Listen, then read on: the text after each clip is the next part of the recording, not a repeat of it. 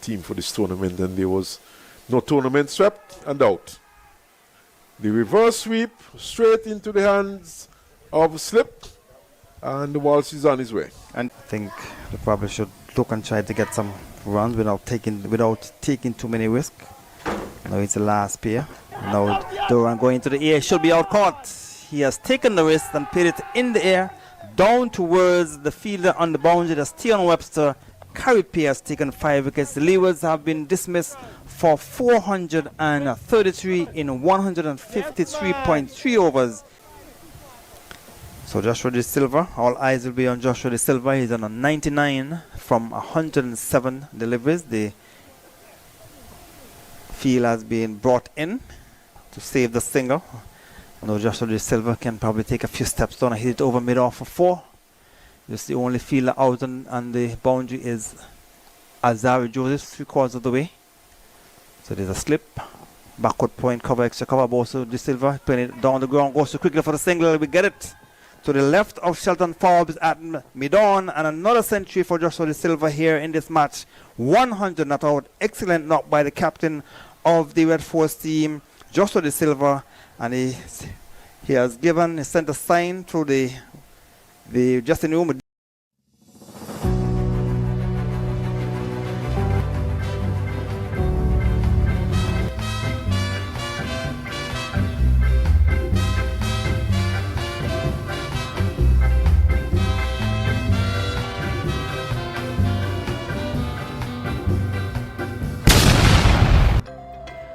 Welcome back, Gameyaaad family. Thank you again for joining us for another video. Hope you are, enjoying the weekend. Some of you are, in Jamaica. You are going to support, the Sigma run, and all the best with that. I, just want to thank you for, joining us for this another video, and hope that you are doing well out there. Please be safe, everyone. And I will be looking on, as you know, the daily roundup. In fact, I'll be looking on the 4th day roundup in the competition. Firstly, I will be looking on the match between Jamaica Scorpions and the Barbados Pride.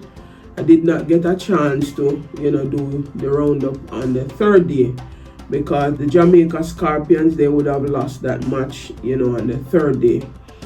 They would have crashed to a heavy 9-wicket defeat in their 3rd round encounter against the Barbados Pride at the Kensington Oval. After resuming their 2nd innings on 26 for 1, the Scorpions were bundled out for just 180 runs, leaving them with an overall lead of 118 runs. This total was, insufficient to challenge the home team, who comfortably chased down the target on the 3rd day of play. Javel Glenn was the standout performer with the bat, top scoring for the Scorpions with a gritty 66. Jevo Royal and John Campbell were the next highest contributors with 29 and 25 respectively. However, the Scorpions' lower order could not muster much resistance against the Barbados attack. Spinner Jamel Warrican was the chief destroyer, taking 3 for 42 runs, and Raman Simmons 2 for 36, and Chaim Holder 2 for 52 also chipped in with key wickets. In response, Barbados set about chasing the target of 119 with ease. The Pride made quick work of the chase, finishing on 121 for 1, with Jonathan Drake scoring an unbeaten 52.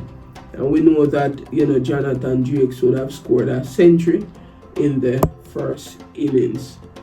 He was involved in an unbroken 2nd wicket partnership of 106 with Craig Brathwaite, who also remained not out on 47. Zachary McCaskey was the lone Barbadian wicket to fall, dismissed for just 4 by Odin Smith, who finished with figures of 1 for 24.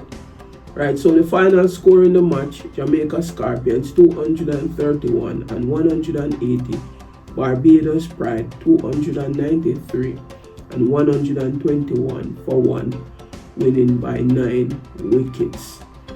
Right, Jamaica has not been playing really. I think they have, especially in the second innings, they have been really poor.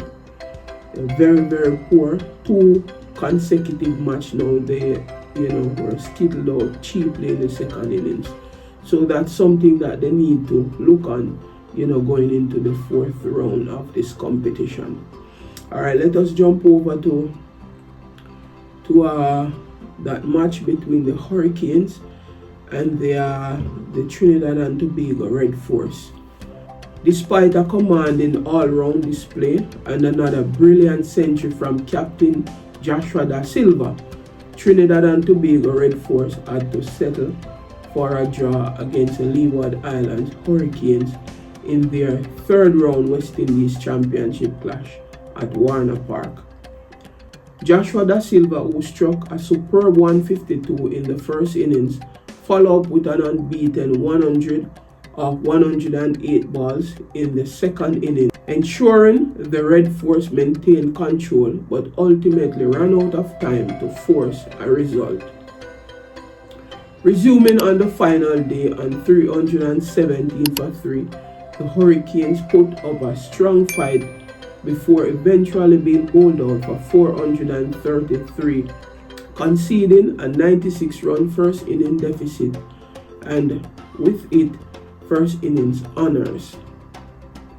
Karima Gore, who resumed on 41, and young prospect Joel Andrew, who started the day on 26, extended their overnight partnership to 82 before the Red Force spinner Carey Peer made the breakthrough, removing Andrew for 40, caught behind to spark a collapse.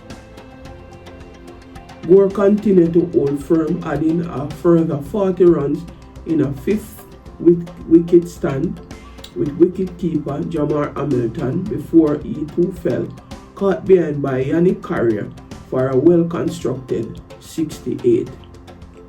With the Hurricanes on 378 for 5, the Red Force turned the screw as Carey Peer and Carrier combined to dismantle the lower order. Hayden Walsh Jr. 18 became Carrier's second victim, while Captain Rakeem Cornwall 4 and Alzaro Joseph 1 both perished to Peer, reducing the home side to 416 for 8. Hamilton attempted to shepherd the tail, but eventually undone, caught and bowled by Peer for 46 before the left-handed spinner wrapped up the innings by dismissing Daniel Doram for 5. I think they probably should look and try to get some runs without taking too many risks. Now it's the last pair. Now Doran going to the air, should be out caught. He has taken the risk and put it in the air down towards the fielder on the boundary. That's Tion Webster. Carey Peer has taken 5 wickets. The Leewards have been dismissed for 433 in 153.3 overs. Peer finished with 5 for 93 to increase his season tally to an impressive 26 wickets in just 3 matches, while Carrier, 5 for 103, took his haul to 13 wickets for the campaign. Holding a 96-run lead, the Red Force looked to push the score rate in hopes of setting up a second bowl at the Hurricanes. However, they suffered an early setback as Alzaro Joseph removed Vikash Mohan and Amir Django without scoring, leaving the visitors wobbling 2 wickets down with no runs on the board. Joseph in his first over of the second is struck on the pad. Loud appeal, he's out. Ball kept low, coming back in towards Mohan. He was struck in front, and the dreaded finger of umpire Khalid Tuckett has gone in the air. Go around the wicket to Django, side the off stump, taken behind, all caught. A delivery touchdown just on about the off stump, moving slightly away, edge found, and it's 2-2 for Alzaro Joseph. The Red Force, 2 wickets down, no one on the board. Cephas Cooper and Da Silva, however, steadied the innings with a counter-attacking 132-run partnership. Cooper, who scored 6 boundaries in his 79-ball 52, looked in fine touch before falling to Cornwall. But Da Silva continued its dominant form, bringing his second consecutive century with an array of elegant strokes. His unbeaten century was laced with 11 fours and a 6, which ensured the Red Force maintained their grip on the game even as time ran out. So Joshua Da Silva, all eyes will be on Joshua Da Silva. He's on a 99 from 107 deliveries. The field has been brought in to save the single. Although Joshua Da Silva can probably take a few steps down and hit it over mid-off for 4. Just the only fielder out on the boundary is Azari Joseph, 3/4 of the way. So there's a slip. Backward point cover, extra cover. Also Da Silva playing it down the ground, goes too quickly for the single. We get it to the left of Shelton Forbes at mid-on, and another century for Joshua Da Silva here in this match. 100 not out. Excellent knock by the captain of the Red Force team, Joshua Da Silva, and he has sent a sign through the Justin room. He was well supported by Joshua James, who finished unbeaten on 29. Joseph ended as the pick of the Hurricane bowlers with 2 for 36. Scores in that match: the Trinidad and Tobago in their first innings scored 529 for 5 declared. The Leeward Islands Hurricanes replied with 433, and Trinidad and Tobago batting a second time, they were at 191 for 3 at stumps. So that match was drawn, and Trinidad and Tobago would have gotten first innings points. Alright, so that's it for those 2 matches. Thank you for joining us. Please remember to share your comment down in the comment section. Please remember to subscribe to the channel. Please remember to hit that post notification bell so that you can be, notified when content would have been uploaded to the channel.